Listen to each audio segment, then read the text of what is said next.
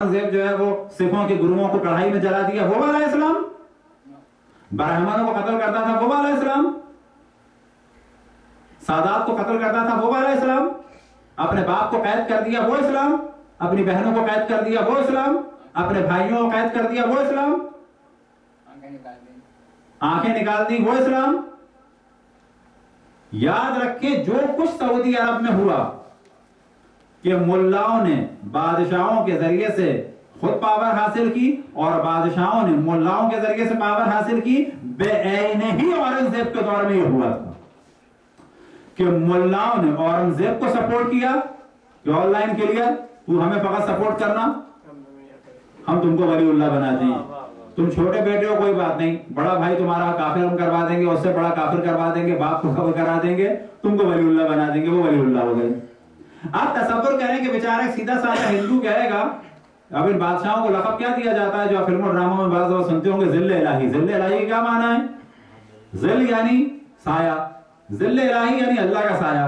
अब एक आदमी सोचे जब मुसलमानों के अल्लाह का साया इतना खतरनाक है तो माज़अल्लाह वो सोच सकता है अल्लाह के बारे में कि वो कितना खतरनाक है। अब ये ज़िल्ल इलाही बना रहे हो तुम फासिकों, फाजिरों, ज़ानियों, शराबियों को, मुजरा करने वालों को। अहले बैत के फज़ाइल बयान हो तो वो गुलू हो जाता है। अली को वलीउल्लाह कहो तो वो शिर्क हो जाता है, फिर बादशाहों को ज़िल्ल इलाही कहो तो ये अहले दीन हो जाता है। क्या कहने, वाह वाह वाह। तो हिंदुओं को कौन किसने सही इस्लाम बताया? तो याद रखें, हमें खुसूसन ये जो आप यहां रह रहे हैं, हिंदू हो, ईसाई हो, बुद्धिस्ट हो, कन्फ्यूशियस हो, यहूदी हो, जो भी हो,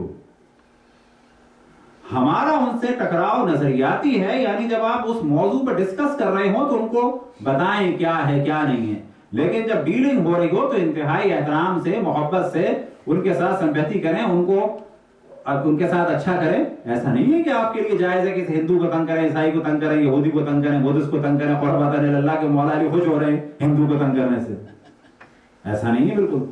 बेशक, सुभान अल्लाह, सुभान अल्लाह। हमने पाकिस्तान में मसले को खतरनाक तरीन दौर में खुल के कहा कि बाबरी मस्जिद जैसी 1000 मस्जिदें भी अगर खुदा ना खास्ता शिद्दत पसंद हिंदू तोड़ दें तो भी हमारे घर में जो सुबह जमादार आता है उसकी तौहीन नहीं कर सकते हम। इसने थोड़ी तोड़ा बेचारे ने कराची में जमादार ने, इसको नहीं मार सकते। इन हिंदुओं को जो कराची में नहीं कत्ल कर सकते, क्यों करेंगे आप कत्ल? ये बेचारे सुबह काम के लिए निकले, सफाई के लिए निकले, आप इन्हें कत्ल करेंगे क्योंकि फलानी जगह इंडिया में मस्जिद टूट गई। ये अहले बैत का मजहब और मकतब बिल्कुल नहीं है। सल्लल्लाहु अलैहि मोहम्मद।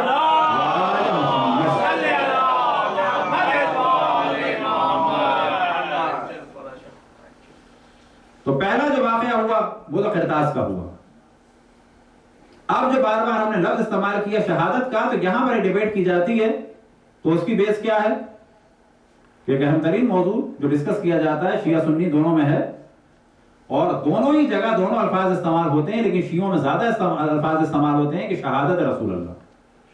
गोगे रहलत भी कहा जाता है, वफात भी कहा जाता है, लेकिन जब डिस्कस किया जाता है तो बताया जाता है कि आप बिल्कुल तभी तरीके से दुनिया से नहीं रुखसत हुए, बल्कि क्या दिया गया? जहर दिया गया।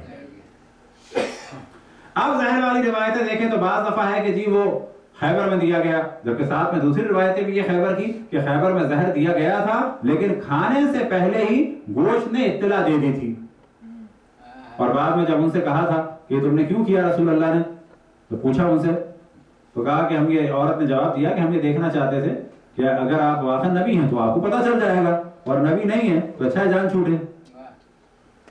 तो अब अगर इन दो रिवायतों को मिलाया जाए तो लगता है ये जहर दिया गया था लेकिन खाया नहीं था, दिया गया लेकिन खाया नहीं। बाज़ रिवायतें और ऐसी हैं, किताबुल मर्दा में है सही बुखारी में, और किताब दियात में है, और खुद जनाब बुखारी ने एक अजीब काम किया है कि इस किस्म की रिवायत को दियत में लेके आए। दियत का क्या मौजू होता है कि किसी को कत्ल किया जाए तो उसकी क्या सजा है, ये कितना उसका दियत और क़िसास में लाएं। तो ये एक अजब सिलेक्शन है उनका, यानी ये फेवर में जाता है मोमिन के। वो मौजू क्या कि خود یہ باز امہات المومنین سے نقل ہوا کہ ہم نے ان کے منہ میں زبردستی دوا ڈالی تھی اور انہوں نے ہمیں منع کیا تھا کہ مجھے دوا نہ دینا. ہم نے زبردستی دوا ڈالی تھی. اور اس کے بعد حتیٰ یہاں تک بیان ہوا کہ انہوں نے فرمایا کہ بعد میں آپ ناراض ہوئے اور کہا کہ جتنے لوگ یہاں پر ہیں سب کو ایک دوا پینی ہے. اس کا کیا معنی ہے؟ اب یہ روایت ظاہر پوری نہیں بیان ہوتی، لیکن ان روایتوں سے پتہ چلتا ہے کہ ایسا کوئی موضوع عجیب و غریب ہو رہا تھا.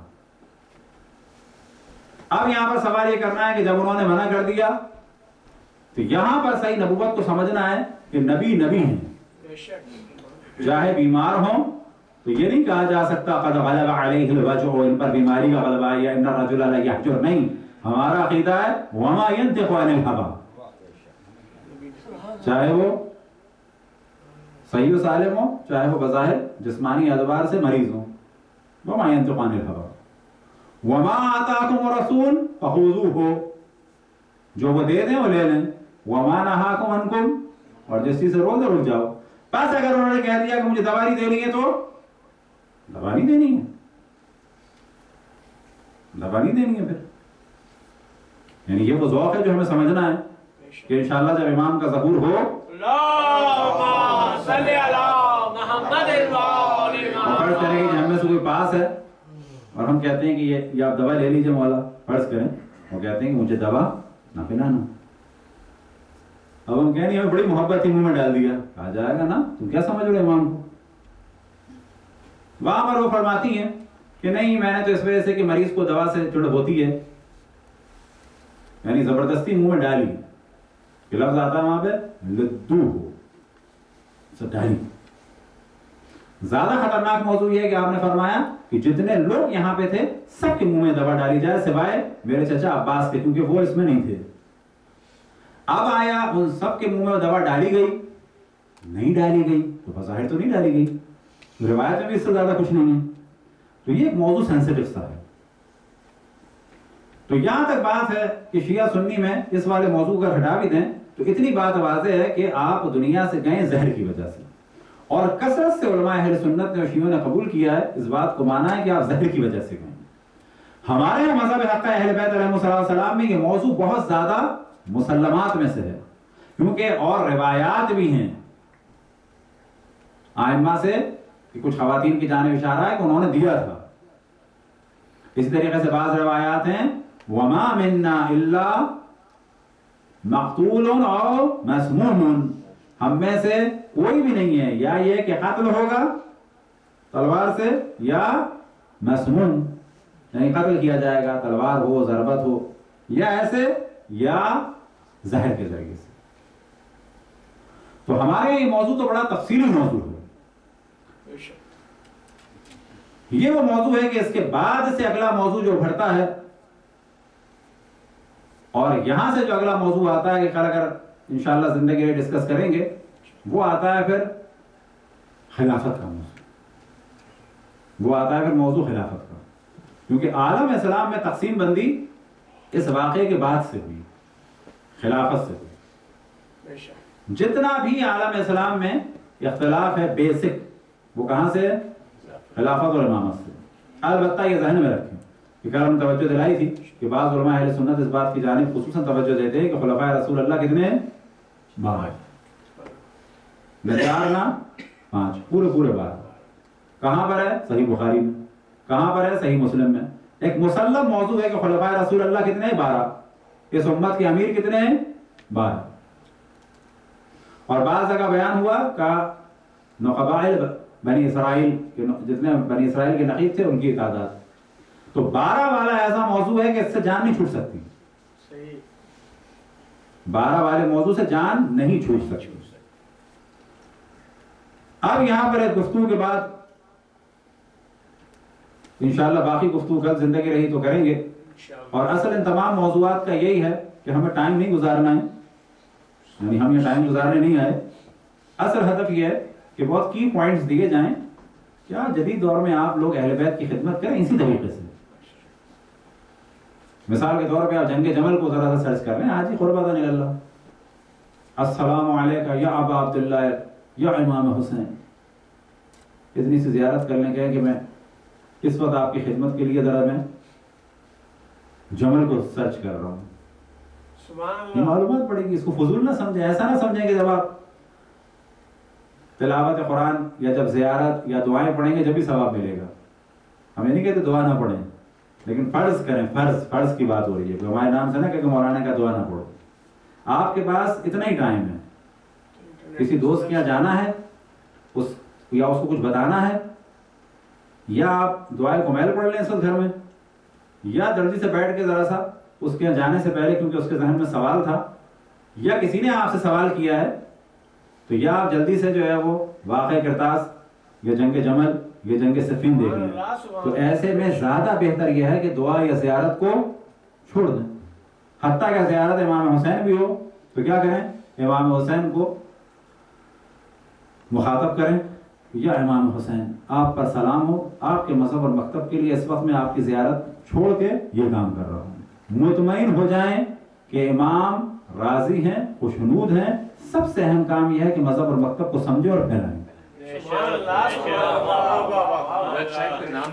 shiaviews.com views. ہم عقیدہ رکھتے ہیں کہ یہ ائمہ اثنا عشر خلیفہ بھی ہیں اور امام بھی ہیں. لفظ خلیفہ کی اہمیت کے قائل ہوں. ایک ہی ہستی کے بارے میں تصور کیا جائے گا، خلیفہ کا بھی اور امام کا بھی. امت سے آگے ہیں، امت کی رہنمائی فرماتے ہیں تو مفہوم آئے گا امام. ائمہ اثنا عشر کس کے امام ہیں؟ مسلمانوں کے. کیا رسول اللہ صلی اللہ علیہ وسلم کے امام ہیں؟ نہ، مسلمانوں کے امام ہیں. خلیفہ کس کے ہیں؟ خلیفہ کی کیا مراد ہے؟ خلیفہ کے اسلام میں دو معنی ہیں خصوصاً. ایک اصلی معنی ہے خلیفہ یعنی جانشین، سکسیسر. ایک خلیفہ کے معنی ہے جو بعد میں وجود میں آئے ہیں، یعنی مسلمانوں کے حاکم کو خلیفہ کہا جانے لگا. لیکن جو خلیفہ کے اصل معنی ہے ڈکشنری کے اعتبار سے وہ کیا ہیں؟ جانشین. جانشین. اب یہ اور بات ہے کہ یہ عہدہ ہمارے ہاں بادشاہت والے عہدے کو خلیفہ کہہ دیا بعد میں. جیسے کہ بنو امیہ اور بنو عباس کے بادشاہوں کو بھی خلیفہ کہا گیا. وہ خلیفہ نہیں تھے در حقیقت، یعنی خلیفہ رسول اللہ نہیں تھے وہ. بس امت سے کیونکہ آگے ہیں، رہنما ہیں، تو مفہوم امام آئے گا. جانشین اشرف الانبیاء ہیں، ان کے جانشین ہیں، تو کیا تصور ابھر کے آئے گا؟ خلیفہ. لہذا اس موضوع کو حتیٰ ہم بعض دفعہ پاکستان میں بھی ٹی وی چینل پہ بالکل اسی طریقے سے کہتے ہیں، اور کوئی اختلاف کی بات نہیں ہے. ہر مسلمان کو اپنے عقیدے کو بیان کرنے کا حق ہے. بس ہمارا عقیدہ یہ ہے کہ مولا امیر المؤمنین امت مسلمہ کے پہلے امام اور اشرف الانبیاء کے پہلے خلیفہ ہیں. یاد ایک دفعہ پاکستان میں پروگرام تھا ٹی وی میں، ہم نے تو کہا کہ ولادت رسول اللہ صلی اللہ علیہ وسلم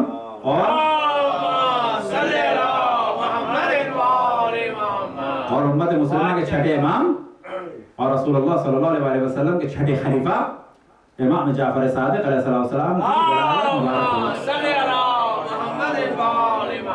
بس ہمارے بیک وقت ائمہ کیا ہیں؟ امام بھی ہیں اور خلیفہ بھی ہیں. اور ان دونوں مفہوم کا دار و مدار ہے کہ امام کو کس کے ساتھ آپ تصور کر رہے ہیں. امام کو تصور کریں امت کے ساتھ تو مفہوم آئے گا امام کا، یہ رہبر ہے. امام کا تصور کریں اشرف الانبیاء کے ساتھ تو کیا مفہوم آئے گا؟ خلیفہ.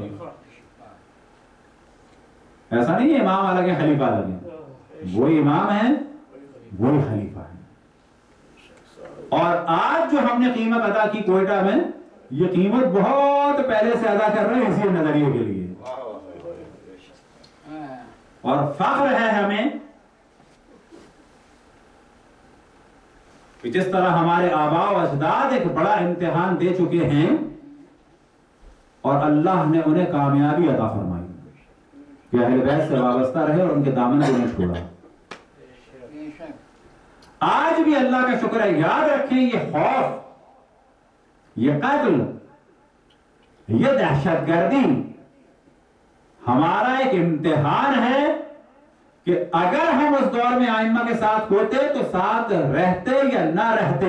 اب آپ تصور کریں کہ پاکستان جیسے ماحول میں خواتین بچوں کو لے کے مجلس میں جا رہی ہیں تو یہ معمولی امتحان نہیں ہے، اور ان نکلنے والوں کے لیے اللہ کی بارگاہ میں معمولی جزا بھی نہیں ہے.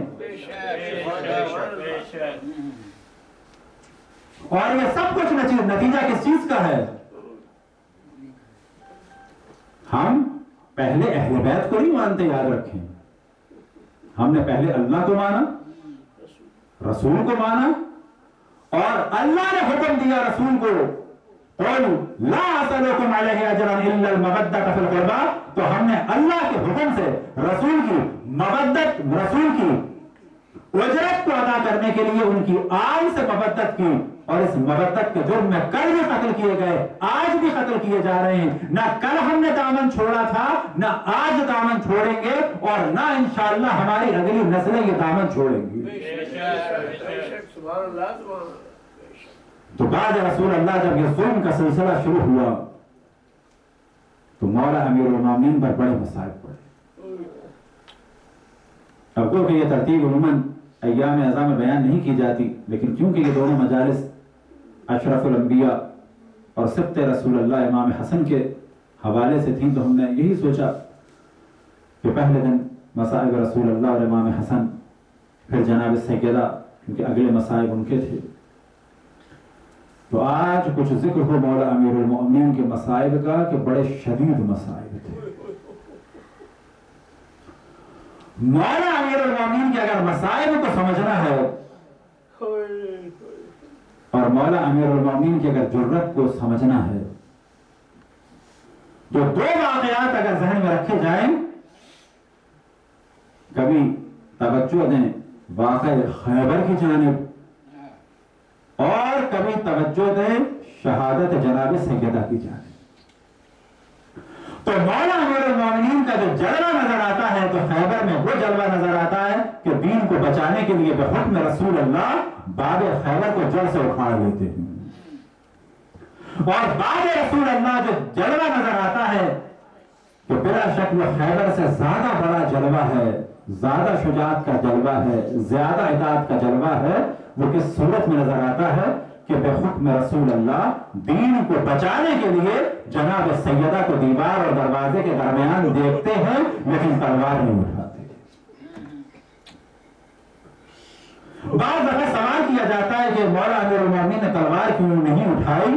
کیونکہ روایتوں میں نقل ہوا یا علی انک سطبت لی فلا تقاتلن، اے علی تم میرے بعد مشکلات میں گرفتار ہو گئے، تلوار نہ اٹھانا.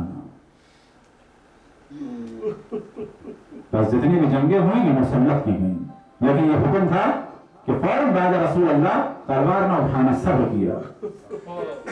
اور اگر صبر کا جلوہ دیکھنا ہے تو صبر کا جلوہ وہ ہے کہ جب جناب سیدہ دیوار اور دروازے کے درمیان. تو ایک جانب خیبر کا جلوہ جو باب خیبر کو نظر میں رکھیں تو دوسری جانب در جناب سیدہ کو نظر میں رکھیں کہ مولا امیر المؤمنین نے کس طرح سے رسول اللہ کے دین کو بچانے کے لیے رسول اللہ کے حکم پر عمل کیا. مولا امیر المؤمنین کے مصائب کی انتہا جانتے ہیں کہ کہاں تک ہے؟ کہ جب مولا امیر المؤمنین کو ضربت لگی، پھر ایک وقت آیا کہ مولا کی شہادت ہوئی تو دمشق میں کہنے والوں نے یہاں تک کہا کہ علی ابن ابی طالب قتل ہو گئے. سنا ہے کہ سجدے میں مسجد میں ضربت لگی تو کیا علی ابن ابی طالب نماز پڑھتے تھے؟ مولا کی مظلومیت کا عالم یہ تھا کہ مولا کو کہاں تو ممبروں سے گالیاں دی گئیں اور کہاں معاذ اللہ کفر کی نسبت بھی دی گئی، لعنتیں بھی بھیجی گئیں اور تارک الصلاۃ بھی کہا گیا.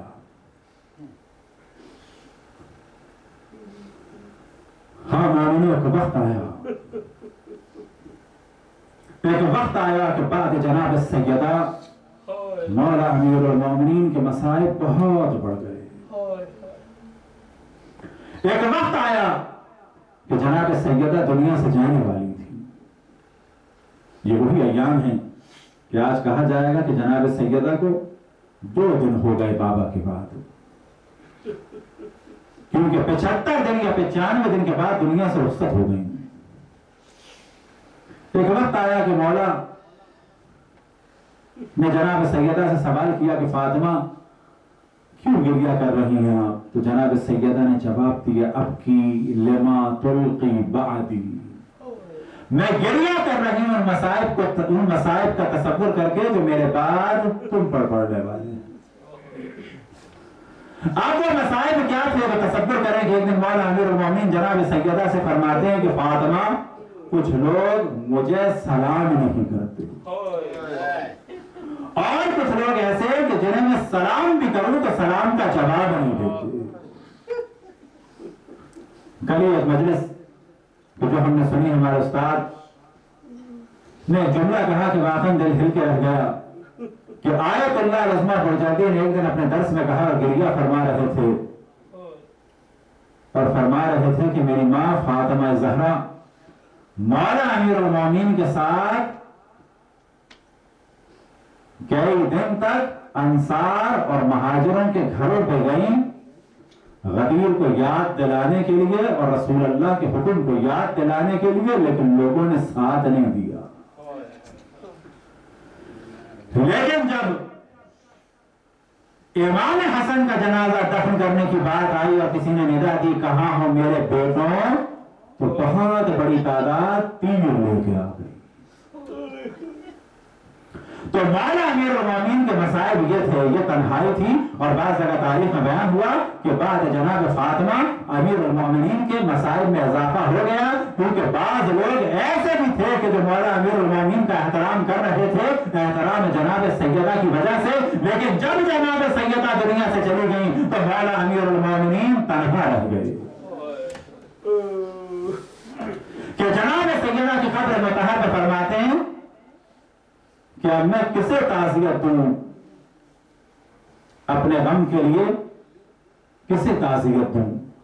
وجہ کیا تھی کہ بعد رسول اللہ جناب سیدہ اپنا غم بیان کرتے تھے اور جناب مولا امیر المومنین کے غم کم ہوتے تھے جناب سیدہ کے ذریعے سے. لیکن ایک وقت آیا کہ مولا امیر المومنین کی طویل زندگی گزر گئی. پھر ایک وقت آیا کہ جمر بھی ہوئی، صفین بھی ہوئی، ایک وقت آیا کہ نہروان بھی ہوئی. پھر ایک وقت آیا کہ مسجد کوفہ سے ملائکہ کی ندا بلند ہوئی تحدمت واللہ ارکان الہدا، خدا کی قسم ہدایت کے ستون منہدم ہو گئے. ہاں مومنوں کا وقت آیا کہ اسد اللہ غالب علی کل غالب کے مصائب کے دن ختم ہونے والے تھے، کیونکہ جناب امیر المومنین جب دنیا سے رخصت ہوئے تو ان کے بچوں کے لیے جناب زینب اور جناب ام کلثوم، امام حسن امام حسین کے لیے اور تمام ماننے والے کے لیے تو بڑی مصیبت تھی. لیکن حقیقت یہ تھی کہ خود مولا امیر المومنین کے مصائب ختم ہو گئے، کیونکہ مولا امیر المومنین کی زندگی کی ایک سب سے بڑی جو مصیبت کی گھڑی تھی وہ وقت تھا کہ جب جناب سیدہ دنیا سے رخصت ہوئی، اور جب سے وہ رخصت ہوئی اور جب وہ دنیا سے خود رخصت ہوئے وہ تمام اوقات وہ تمام وقت مولا امیر المومنین کے لیے بڑے سخت تھے. اب اگر سوال کیا جائے کہ مولا کے مصائب پڑے جائیں تو کون سے مصائب پڑے جائیں؟ وہ مصائب پڑے جائیں کہ جب مولا کے ضربت لگی اور ان کے مصائب ختم ہو گئے، یا جب فاطمہ کے ضربت لگی اور علی کے مصائب شروع ہوئے. کبھی فاطمہ کی خبر سن کے غش کھا جاتے ہیں تو کبھی جب فاطمہ کو حسن دینے لگے تو گریہ کی آواز بلند ہوئی. سوال کرنے والوں نے سوال کیا کہ مولا گریہ کی وجہ کیا تھی؟ تو بعض جگہ بیان ہوا کہ مولا نے فرمایا کہ جب نگاہ فاطمہ کے زخموں پہ پڑی، اور بعض جگہ بیان ہوا کہ جب نگاہ فاطمہ کے نیل پہ پڑی تو گریہ کی آواز بلند ہو گئی. لعنت اللہ علی قوم الظالمین. یا اللہ جس نے رسول اللہ جناب سیدہ اور ائمہ پہ ظلم کیا ان سب پہ لعنت فرما. یا اللہ تیری اور تمام ملائکہ کی اور تمام انبیاء کی اور تمام اوصیاء کی اور تمام مومنین جن و انس کی لعنت ہو دشمنان اہل بیت پر. یا اللہ ہمارے دشمنوں کو آپس میں مشغول فرما، ہمارے دشمنوں کی سازشوں کو ان کی جانب پلٹا دے، جتنے اہل بیت کے چاہنے والے ان سب کی حفاظت فرما۔ یا اللہ تجھے واسطہ ہے جناب سیدہ کے خون مطہر کا کہ ہمارے دشمنوں کو ایک دوسرے کے خون کا پیاسا بنا دے۔ یا اللہ پاکستان میں، عراق میں، افغانستان میں اور دنیا کے جس جس گوشے میں بھی اہل بیت کے چاہنے والے خطرے میں ہیں ان سب کی حفاظت فرما۔ یا اللہ کوئٹہ میں جو مومنین اس وقت موسم میں بیٹھے ہوئے ہیں، یا اللہ ان سب کو اہل بیت علیہ السلام کے حامی اور مددگاروں میں اور امام زمان کے اصحاب اور انصار میں شامل فرما۔ ہم سب کو اپنے رسول، اپنے حجتوں، خصوصاً امام زمان علیہ السلام کی معرفت اور اطاعت کی توفیق عطا فرما، امام کے ظہور میں تعجیل فرما، ہم سب کو ان کے اصحاب اور انصار میں شامل فرما۔ یا حسین یا حسین یا حسین